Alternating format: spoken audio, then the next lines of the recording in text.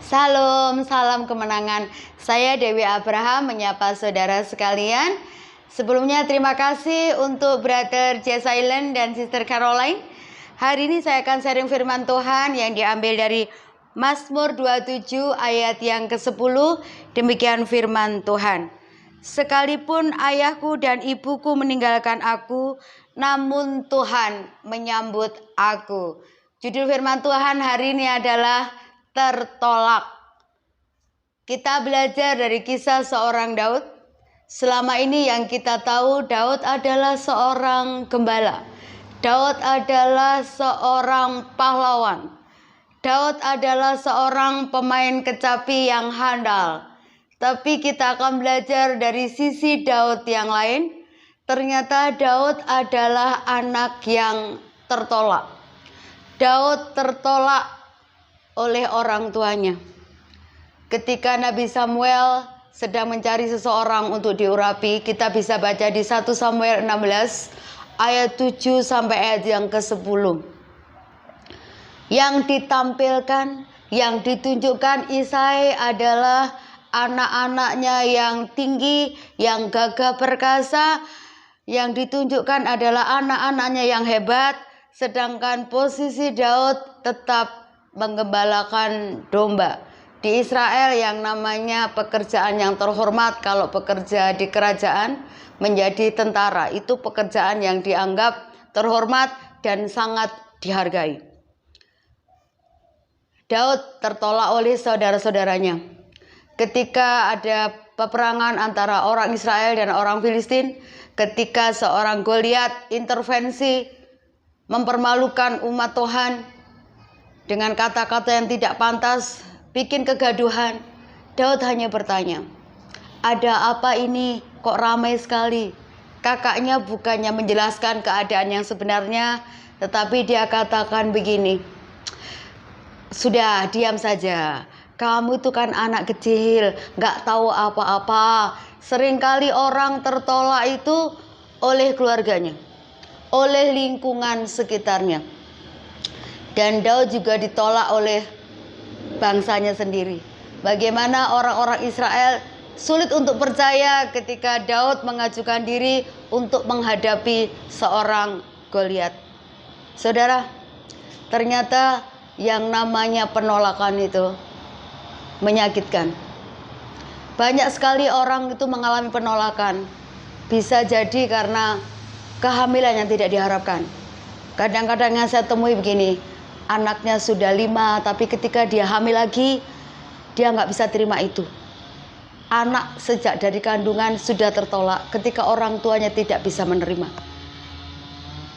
Dan yang membuat kita sulit adalah begini. Anak yang tertolak cenderung kata-katanya itu pahit. Kenapa? Karena hatinya sakit, hatinya terluka. Yang keluar adalah kepahitan, yang keluar adalah rasa amarah. Dan seringkali anak-anak yang tertolak itu selalu bikin masalah, selalu bikin olah, dan menyusahkan orang-orang yang ada di sekitarnya. Tapi hari ini kita belajar bagaimana Daud menang atas dirinya yang pernah mengalami tertolak. Yang pertama, Daud tetap konsisten dan komitmen untuk menjalin keintimannya dengan Tuhan. Sampai Daud katakan seperti ini, 7 kali dalam sehari aku memuji-muji Engkau.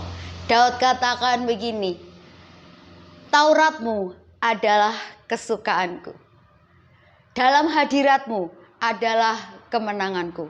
Sampai Daud katakan begini, lebih baik 1 hari di pelataranmu. Daud lebih mengutamakan sesuatu yang rohani, sesuatu yang ilahi. Percaya begini, kalau fokus hidup kita itu Tuhan, komitmen dengan kedekatan kita kepada Tuhan, otomatis kita tidak akan membiarkan diri kita terus terluka terus kecewa karena keadaan dan kenyataan. Terus bangun keintiman dengan Tuhan. Maka Roh Kudus akan membantu kita untuk mengangkat rasa sakit hati yang pernah ada. Yang kedua, bagaimana seorang Daud bisa menang atas rasa tertolak. Ternyata Daud belajar mengerti apapun yang terjadi dalam kehidupannya adalah rancangan Tuhan yang indah. Mazmur 139 ayat 13 sampai 14, Daud katakan seperti ini. Sejak dari kandungan Tuhan sudah rencanakan Daud. Daud bersyukur, ayat 14 katakan begini. Aku bersyukur atas kejadianku yang dahsyat dan ajaib. Yang kedua, untuk kita bisa menang atas rasa tertolak, belajar bersyukur dan menerima keadaan yang ada. Dengarkan statement baik-baik. Persoalan, masalah yang berat tidak menghentikan janji Tuhan untuk nyata di dalam hidup kita. Saya sering pelayanan di anak muda. Satu saat saya KKR Youth, ketika altar call, ada seorang anak muda manifestasi. Dia menangis, dia banting tubuhnya ke lantai. Dia teriak, dia bilang gini, Tuhan itu tidak adil, orang tuaku jahat, orang tuaku tidak mengasihi aku. Dia manifestasi cukup lama. Setelah selesai ibadah, saya panggil anak itu karena saya harus melayani dia. Saya tanya, namamu siapa sayang? Namanya Frederick. Waktu itu usianya sekitar 15 tahun, masih SMP. Terus saya tanya, ada apa dengan kamu? Saya tanya. Dia ceritakan, dia kecewa dengan orang tuanya. Dia selalu menganggap bahwa orang tuanya tidak sayang sama dia, orang tuanya tidak mengasihi dia, dan dia dibully oleh saudaranya karena dia merupakan anak yang bungsu. Saudaranya itu tinggi-tinggi besar dan ganteng. Dia anak bungsu yang badannya lebih kecil daripada saudara-saudaranya. Dia kecewa, seringkali orang tuanya membanding-bandingkan dia sama kakaknya dan katakan begini, kamu itu enggak kayak kakakmu itu kan pinter, tapi kamu kok seperti ini. Dan Frederick kecewa banget sama orang tua. Dia simpan sakit hatinya, dia marah sama orang tuanya. Dia cuma diem. Selalu dia bikin masalah di sekolah, selalu dia bikin masalah di komunitas. Saya bilang begini, Frederick, dengarkan baik-baik. Kami orang tua pun punya keterbatasan. Saya sebagai orang tua juga tidak sempurna seperti yang diharapkan anak-anak kami. Tapi percayalah begini, kasih Yesus lebih besar daripada orang tua. Kalau kamu mengalami kasih Yesus, Frederick, kamu akan pulih. Sekarang mulai hari ini, banyak intim dengan Tuhan, banyak bergaul dengan Tuhan. Tuhan akan tolong kau untuk bangkit dari luka hati kamu. Dia diem. Saya terus mentor dia. Saya bilang begini, percaya begini Frederick, dalam persoalan ada tujuan Tuhan. Dia bilang, amin Tante Dewi.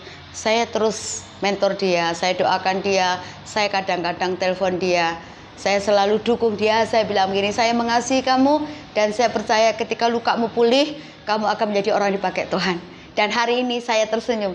Setelah kejadiannya 6 tahun berlalu, saya bisa melihat anak ini yang pernah tertolak, ketika dia pulih, ketika dia bisa menerima keadaannya, dia menjadi seorang pelajar yang luar biasa. Tadinya nilainya hancur-hancuran, tadinya punya nilai yang jelek, tapi sekarang dia memiliki akademik yang bagus.